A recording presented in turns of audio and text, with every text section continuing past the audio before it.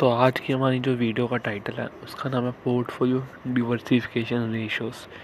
कि हमने पिछली वीडियो में बात की थी कि हमें पोर्टफोलियो हमेशा डिवर्सिफाई रखना चाहिए हर कैटेगरी में, हर एक सेक्टर्स के हिसाब से। तो ये हमने बात की थी डिवर्सिफिकेशन की, और किस रेशो में हमें जो पोर्टफोलियो है उसको रखना चाहिए। मतलब कि हम सारे स्टॉक्स जो हैं अपने पोर्टफोलियो में मिड कैप या स्मॉल कैप या लार्ज कैप नहीं रख सकते। तो उसकी भी एक रेशो होती है कि हमें कितने रेशो में और किस मिड कैप या स्मॉल कैप या लार्ज कैप में किस में कैसे स्टॉक्स में किस रेशो में पैसे लगाने हैं। तो वो रेशो के बारे में हम थोड़ा डिस्कस कर लेंगे। तो हर एक रेशो कितने परसेंट हमें और वो क्यों लगानी चाहिए, तो उस पर बात करते हैं। तो सबसे पहले आती है लार्ज कैप।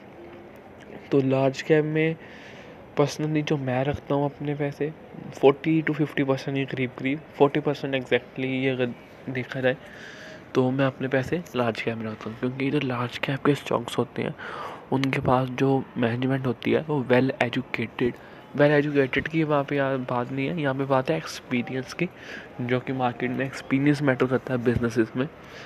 तो उनके पास बहुत अच्छी एजुकेशन है, फ़ॉरेन से पढ़े हुए उनके जो मैनेजर्स हैं या टॉप लेवल की मैनेजमेंट है वो वहाँ से, और बहुत अच्छा उनके पास एक्सपीरियंस होता है, गाइडेंस बहुत अच्छी होती है, और कंपनीज के पास कैश फ्लो बहुत अच्छा होता है।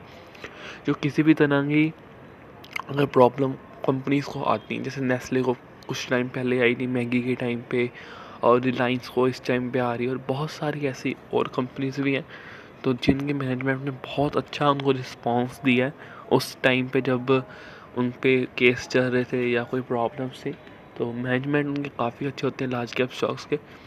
तो 40% या 50% के करीब हम उसमें पैसे रख सकते हैं, क्योंकि 50% इन कंपनीज में जो पैसे होते हैं हमारे सेफ रहते हैं। ये बात है कि ये पैसे इतनी जल्दी बढ़ते नहीं हैं, बट जो हमारे पैसे हैं वो इन कंपनीज में हमेशा सेव रहते हैं। तो अब आती है मिड कैप की कंपनीज।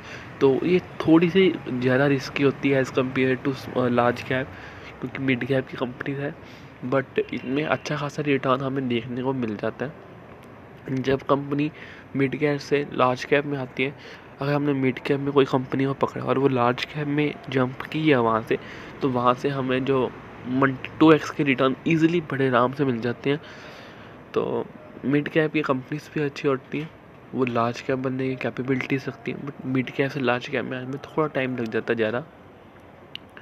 तो हम जो लार्ज कैप है उसका जो अपने पोर्टफोलियो को रेशो देते हैं वो हम देते हैं 40%।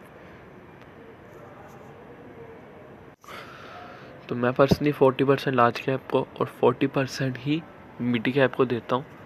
तो और जो रिमेनिंग, तो ये दोनों परसेंटेज में हमने बात कर ली इन दोनों की, 40% 40 की दोनों की, मिड कैप की और लार्ज कैप की। अब रह गए 20%। तो ऑब्वियसली जो रिमेनिंग मिड कैप रह गए 20% के, उनको हम मिड कैप को हमने 20% क्यों दिया, क्योंकि जो मिड कैप के स्टॉक्स होते हैं वो नहीं होते हैं, या बहुत ही मिड कैप में बहुत ज़्यादा रश है एक हिसाब से अगर देखा जाए तो। और वहाँ के जो स्टॉक्स होते हैं बहुत ही वॉलेटाइल होते हैं, बहुत ही कभी भी उन कंपनीज में बहुत कुछ हो सकता है और हमें कुछ पता भी नहीं चला, क्योंकि इन कंपनीज की न्यूज़ भी मार्केट में इतनी अवेलेबल नहीं रहती जो स्मॉल कैप की कंपनीज होती हैं। बट इन कंपनीज को हमने 20% की रेशियो फिर भी क्यों दिया अगर वो इतनी ही ज़्यादा रिस्की है, क्योंकि 20% में हमें जो रिटर्न मिलता है वो एक्स का 4 to 5x का मिलता है। जो लार्ज कैप कंपनीज होती है ना तो वो इतनी गिरती है, वो बहुत ही मेजर जो क्राइसिस होती है उसमें गिरती है। बट स्मॉल कैप कंपनीज वो और मिड कैप कंपनीज जो हैं ये गिरती रहती हैं अगर कोई न्यूज़ आ जाए। तो लार्ज कैप में कोई इतना बड़ा इफेक्ट नहीं पड़ता। अगर रिलायंस की न्यूज़ आ भी जाती है तो वो मैक्सिमम 2 to 3 या 4% गिर जाएगी, उससे ज़्यादा वो गिरने की मतलब नहीं रखती, तो ज़्यादा नहीं गिरेंगी। बट लार्ज कैप में कुछ ऐसा नहीं होता, अगर उन पर कोई ऐसी वैसी न्यूज़ आ जाए वो कंपनीज बहुत ही ज़्यादा गिर जाती हैं। तो ये रिस्क रहता है इन कंपनीज के ऊपर, क्योंकि इनका इतना डाटा अवेलेबल नहीं रहता। लार्ज कैप के पीछे बहुत बड़े बड़े चैनल्स भी लगे रहते हैं, क्योंकि कंपनीज बहुत बड़ी बड़ी होती हैं, तो उनका जो न्यूज़ है वो हम ईज़िली मार्केट में हमें देखने को मिल जाती हैं। तो ये थी रेशो 40-40-20। तो ये मेरी रेशो थी, पर इसको आप अपने हिसाब से कस्टमाइज़ कर सकते हो, बट मेरे को ये रेशो परफेक्ट लगती है। मैं जो स्मॉल कैप है उसमें 20 से ज़्यादा नहीं लगाता, क्योंकि उससे ज़्यादा जो है वो रिस्की हो जाता है। बट मिड कैप आपके पास लार्ज कैप में 50 to 40 इतना एटलीस्ट होना ही चाहिए, इससे ना कम और इससे ज़्यादा रखने की इतना भी क्या सेफ खेलना कि आपका कुछ रिटर्न ही ना मिले।